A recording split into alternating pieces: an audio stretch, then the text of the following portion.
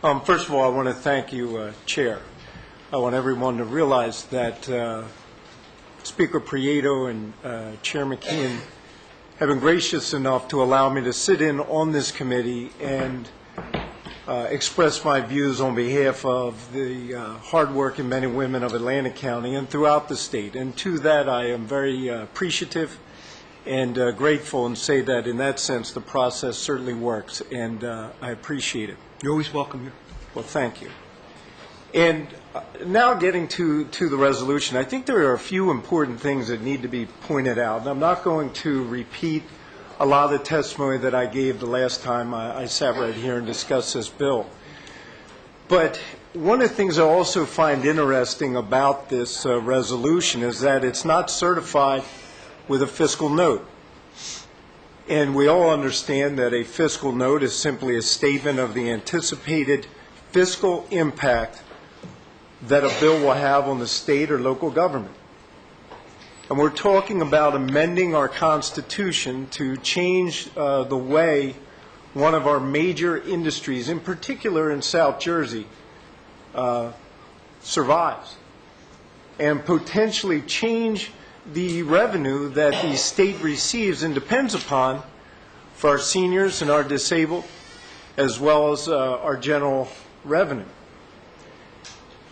And I would put to all of you, and if you were a CEO of a company, would you not want a fiscal note on what this is going to do to our present business and our present structure?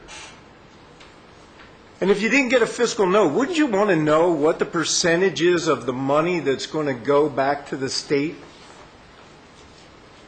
And if you wanted to have an intelligent conversation and not just perhaps just rush it through, wouldn't you want to examine the studies that have already been performed and say, how do they affect us? I would put forth to this committee and to anybody who is considering this, that if you were running a business, before you opened another franchise of your own business and competed against yourself, these are some very basic questions that you would know. So when I asked previously, well, what is this based upon? And there are no studies, and Atlantic City has not been given 5 years, and we do have an alternative plan. And there is money that will come in, and there are opportunities to do this right. So what we have in this bill through ACR is a complicated formula that makes promises about 2% to the horsemen, but they have no idea what that 2% means. And if they take the time to actually analyze it, they'll realize that they'll get less than the $30 million that was coming to the horsemen under the present formula that we use. If we looked at it and we said, well, we're trying to help Atlantic City, we would let Atlantic City know what exactly that means. In other words, if you're saying to Atlantic City, yes, up in North Jersey, our unemployment rate is only 6 to 8%. And we know down where you are, it's double that, 12 to 13%. And we know that you have the highest foreclosure rate in the nation, not just the state. Before we do any harm to you or our own state, our own people, we're going to analyze this and make sure that we get it right. Here are the numbers. And how do we know the numbers? Because we've set an interest rate and we've done calculations, real calculations. Now here's the irony. If you look at the actual studies that have been performed so far, even if you use 50%, the state loses money at the end of the day. But under the bill that's proposed, it's at 8%. So anybody who is told that they are going to get a portion of this money through the funding formula is not really being told the truth, because they don't know what it is or what it may or may not be.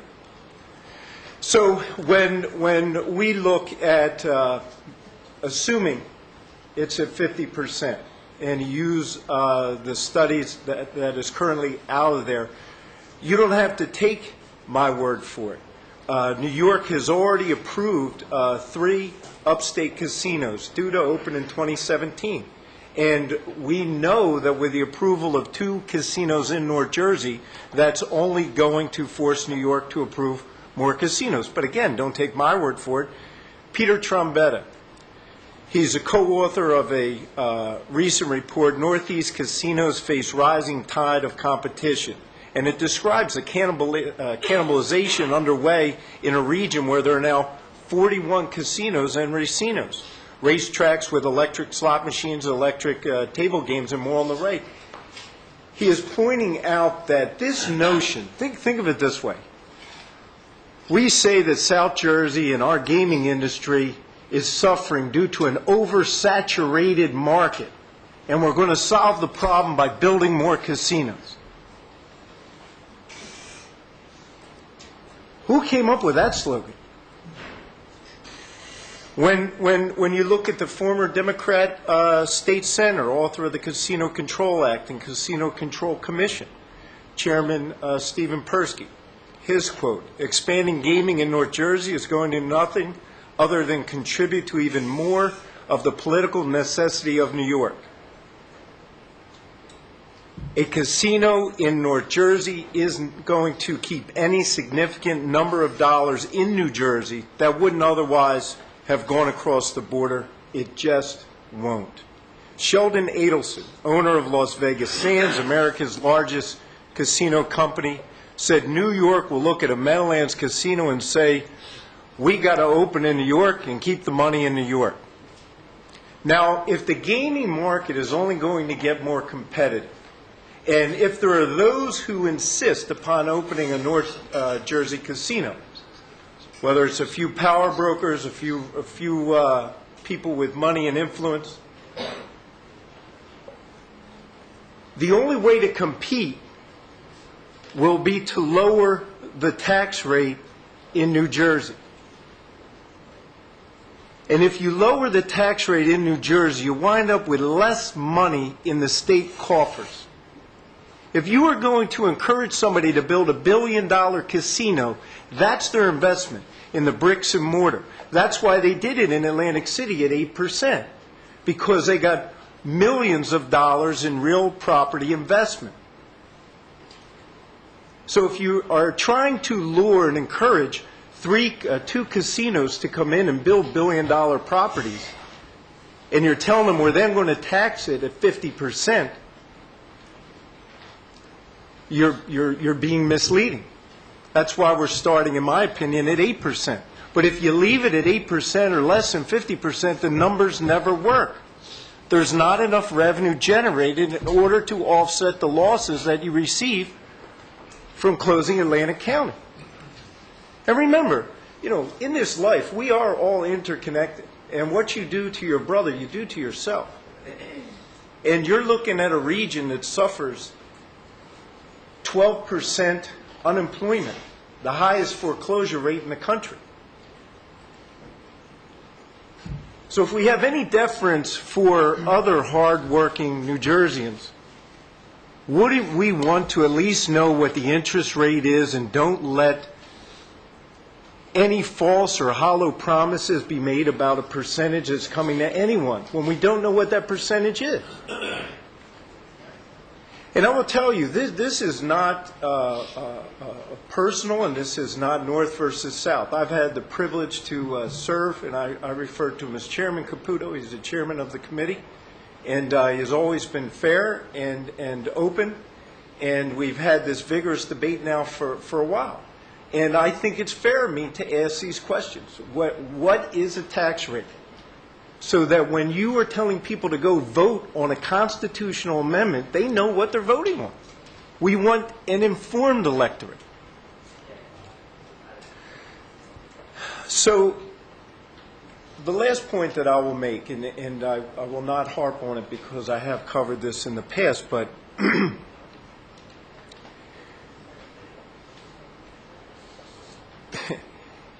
if you open 2 casinos, billion-dollar investments with full-blown convention facilities, gaming facilities, you will do even more damage to your existing industry than's already predicted by the experts. The experts, when they come to the conclusion that all you will do by opening a North Jersey casino is cannibalize your own business, they were counting on one in the Meadowlands and looking at it with basically slots. And I will agree with Chair Caputo when he points out that the Revel was a real boondoggle. And I will tell you that was corporate greed at its best. And the same promises that those corporate executives made to not just Atlantic City but the state were made at the height of the market, when greed was running wild, and when they realized that they could not even generate enough revenue due to the collapse in the economy to finish the building, they abandoned it. And when the Revel was finished, it was supposed to have 2 towers. And you needed the 2 towers in order to sustain the size of the facility and the size of the gaming floor and the revenue that was needed to generate. The minute they decided to build 1 tower in this, again, charade as though it was going to succeed, it was doomed for failure.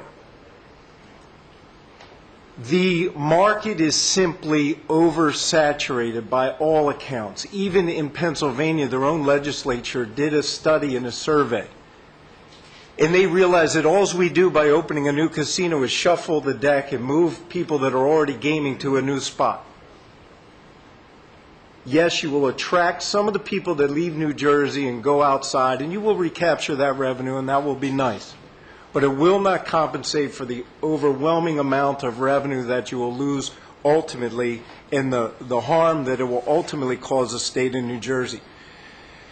And so for all those reasons, I would respectfully ask the chair if he would pull this resolution and allow us to further discuss it and delineate a fiscal note and what exactly the percentage will be. We're voting, are you voting yes or no? No. Thank you.